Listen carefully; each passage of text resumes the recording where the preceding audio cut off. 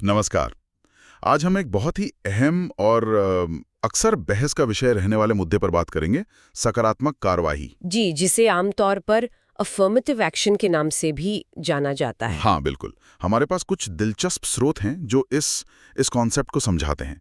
इसकी जड़ें कहाँ हैं और इसके पक्ष और विपक्ष में क्या तर्क दिए जाते हैं, वो सब देखते हैं। हम्म।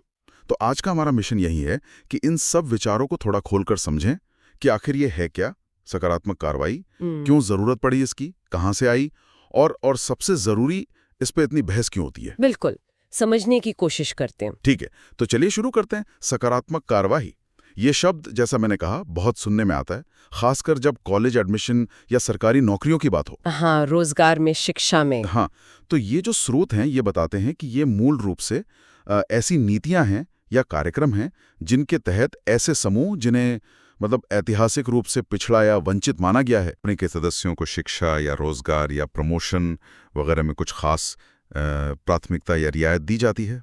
बिल्कुल। और इसका जो घोषित उद्देश्य है वो भी इन स्रोतों में साफ है कि भाई जिन समूहों के साथ अतीत में अन्याय हुआ है, सामाजिक हो, आर्थिक हो, नस्लीय हो, उसकी भरपाई करने का ये एक तरीका माना जाता है। हाँ, मतलब ये सिर्फ एक सिंबॉलिक चीज नहीं है, हाँ, बल्कि इसे इतिहास की गलतियों को सुधारने का एक ठोस प्रयास समझा जाता है। हाँ, एक तरह से लेवल प्लेइंग फील्ड बनाने की कोशिश। बिल्कुल, हाशिए पर जो लोग हैं उन्हें मुख्य धारा में लाने की कोशिश। अच्छा, यहाँ एक दिलचस्प मोड़ आता है इन स्रोतों में। बताया गया है कि ये जो कॉन्सेप्ट है, इसका व्यवस्थित विकास सबसे पहले अमेरिका में हुआ, खासकर वो सिविल राइट्स मूवमेंट के दौर में। हाँ, अमेरिका में इसकी जड़ें काफी गहरी हैं, लेकिन जैसे ही ये नीतियां लागू हुईं, वहीं पर एक नया कह सकते हैं विवाद खड़ा हो गया, जिसे विपरीत भेदभाव या रिवर्स डिस्क्रिमिनेशन का नाम दिया गया। हाँ, ये पहलू बहुत ही महत्वपूर्ण है और शायद सबसे ज्यादा बहस इसी पर हुई है। क्या था ये विपरीत भेदभाव? देखिए, जब अमेरिका में जो ऐतिहासिक रूप से वंचित समूह थे, जैसे अफ्रीकी अमेरिकी, उनको फायदा पहुंचाने के लिए ये पॉलिसीज आईं, तो जो श्वेत समुदाय था या दूसरे समूह थे, उनमें से कुछ लोगों ने ये कहना शुरू किया कि भाई अब तो हमारे साथ भेदभाव हो रहा है। अच्छा। हाँ, उनका तर्क ये था, जैसा ये स्रोत बताते हैं, कि आप समानता के नाम पर पुराने भेदभाव को ठीक करने के लिए आज की पीढ़ी के लोगों के साथ भेदभाव कैसे कर सकते हैं, जिनका शायद उस पुराने अन्याय से कोई सीधा लेना देना भी ना हो। ये तो बड़ा पेचीदा सवाल है। बहुत, मतलब क्या एक अन्याय को ठीक करने के लिए आप एक दूसरा अन्याय कर सकते हैं? हाँ, मतलब अगर मेरे दादाजी ने कुछ गलत किया था तो उसकी सजा मुझे आज क्यों मिले, है ना? ये सवाल उठता है। बिल्कुल, यही सवाल, क्या ये समानता के उस मूल सिद्धांत के ही खिलाफ नहीं जाता कि हर व्यक्ति को उसकी योग्यता, उसकी मेहनत पर आंका जाना चाहिए, ना कि वो किस समूह से आता है? यहीं से असल में इसके पक्ष और विपक्ष के तर्कों का वो सिलसिला शुरू हुआ जो आज तक चल रहा है। तो फिर अगर ये विपोषित भेदभाव वाला आरोप है और ये नैतिक सवाल भी उठते हैं, तो फिर इसका इतना पुरजोर समर्थन क्यों होता है? क्या मजबूत तर्क हैं इसके पक्ष में? हाँ, इसके पक्ष में भी बहुत ठोस तर्क दिए जाते हैं। इन स्रोतों के अनुसार पहला और सबसे अहम तर्क है यथार्थ समानता स्थापित करने की जरूरत। यथार्थ समानता, इसका क्या मतलब हुआ कागजी समानता से अलग? बिल्कुल, देखिए, एक होती है औपचारिक समानता, मतलब कानून की नजर में सब बराबर हैं। ठीक है। लेकिन समर्थक कहते हैं कि सिर्फ ये कह देना काफी नहीं है।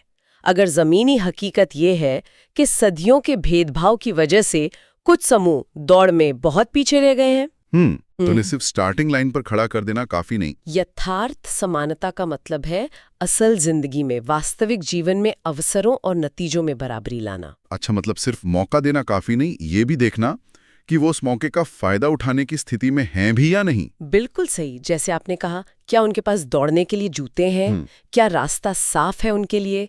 और दूसरा तर्क जो ये स्रोत सामने रखते हैं वो क्षतिपूर्ति के सिद्धांत से जुड़ा है। कॉम्पेंसेशन जिसे कहते हैं। क्षतिपूर्ति यानी मुआवजा। हाँ, एक तरह से मुआवजा। विचार ये है कि जिन समूहों ने ऐतिहासिक तौर पर अन्याय झेला है, नुकसान उठाया है, उन्हें उसकी भरपाई के तौर पर कुछ विशेष लाभ मिलने चाहिए। इसे ऐसे देख सकते हैं कि अगर किसी को दौड़ में जानबूझकर पीछे धकेला गया था तो उसे बराबरी पर लाने के लिए शायद शुरू में थोड़ी बढ़त देना जरूरी हो जाता है।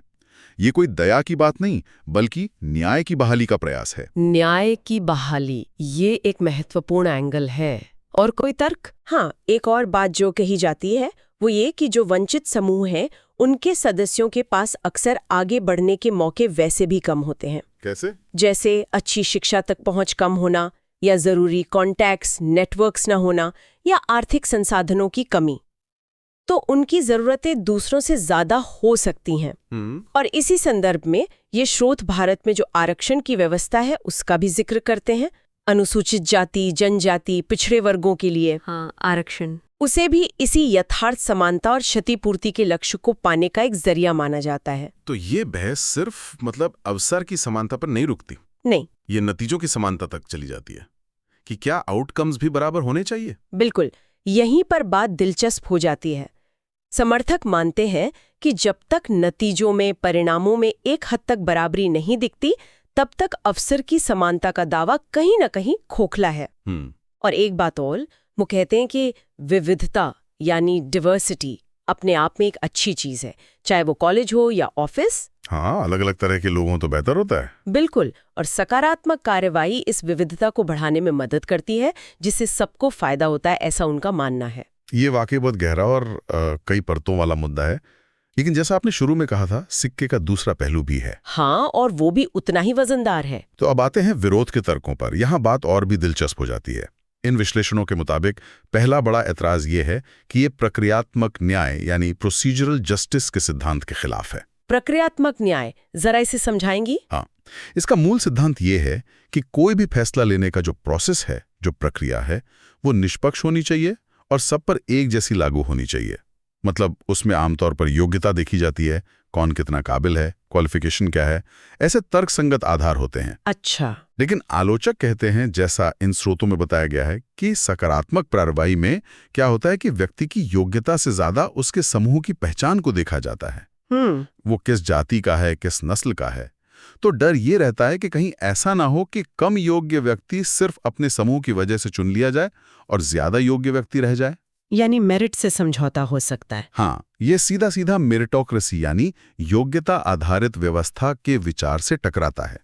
और दूसरा तर्क जो ये स्रोत बताते हैं वो तार्किक न्याय के विरुद्ध है। तार्किक न्याय? हाँ, इसके हिसाब से ये पॉलिसी एक तरह से पुरानी पीढ़ी के अन्याय के लिए नई पीढ़ी को जिम्मेदार ठहराती है। अच्छा, ये वही बात हो गई जो हमने पहले की थी। हाँ, वही कि अगर 100-200 साल पहले किसी समूह क के पुरखों ने समूह ख के पुरखों से अन्याय किया और समूह ख के सदस्य को फायदा देना, क्या ये तार्किक है?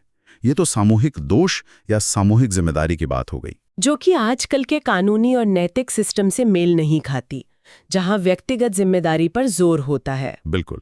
अच्छा, इन स्रोतों में एक और नजरिया भी है, नवरूढ़ीवादी यानी नियो कंजर्वेटिव नजरिया।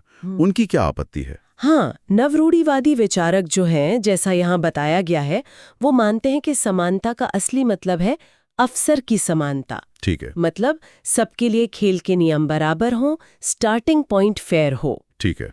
उनका मानना है कि सरकार या कोई संस्था अगर कोटा या वरीयता देकर परिणाम की समानता लाने की कोशिश करती है तो वो न सिर्फ गलत है, अन्यायपूर्ण है, बल्कि समाज के लिए नुकसानदेह भी हो सकता है। नुकसानदेह कैसे? उनका तर्क है कि इससे योग्यता की कद्र कम होती है, नाकाबिलियत को बढ़ावा मिलता है और समाज में बंटवारा और गुस्सा बढ़ता है।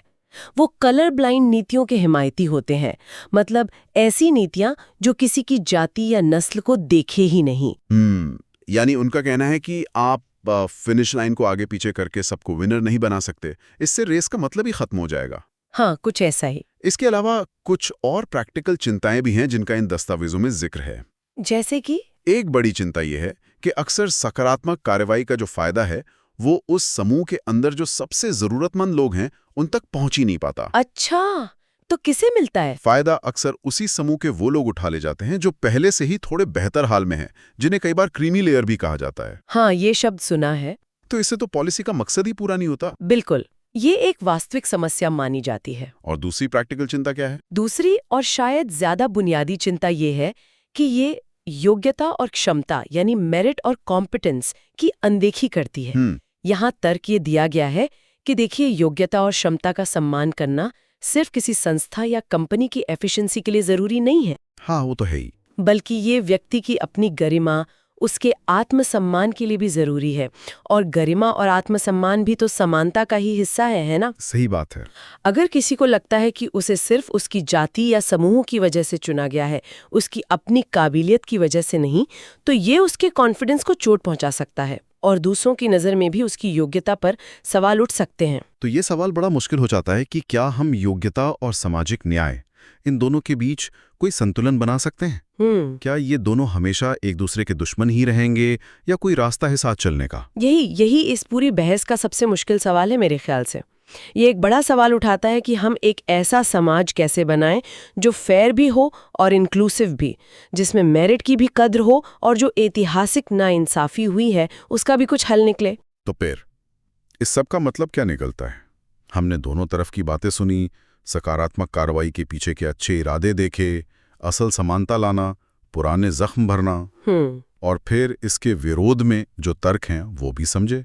प्रक्रिया का सवाल, योग्यता का सवाल, विपरीत भेदभाव की चिंता, पीढ़ीगत न्याय का सवाल। ये स्रोत साफ कहते हैं कि ये कोई आसान मामला नहीं है। बिल्कुल नहीं, बहुत जटिल है और दोनों पक्षों में वजन है।